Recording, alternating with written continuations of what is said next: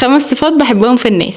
لمّا حد ييجي يشرح لي حاجة ويشرحها بهدوء من غير ما يحسسني إن أنا غبية عشان مش عارفة الحاجة دي، باحس إن الصفة دي بتبين قد إيه الشخص صبور وطيب. لمّا نكون قاعدين في جروب والشخص يسمع كل حد بيتكلم ويلاحظ لو في حد ما بيتكلمش ويعمل له مساحة علشان يتكلم، باحس إن دي حاجة جميلة أوي. باحب أوي برضه لمّا حد يحب يعمل الحاجات لوحده، يروح مثلًا السينما، يتغدى لوحده، يكون فعلًا مبسوط بصحبة نفسه.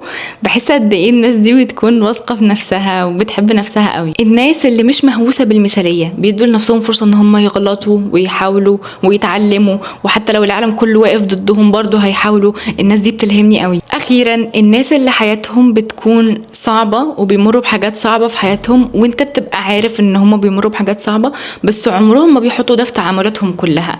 عمر ما دي بتكون شخصيتهم انه قد ايه بيمروا بصعاب في حياتهم. بيكونوا ناس متواضعة وطيبة، وبجد الناس دي بتخلي الحياة اسهل بكتير حتى لو هم شايلين هموم كتيرة قوي.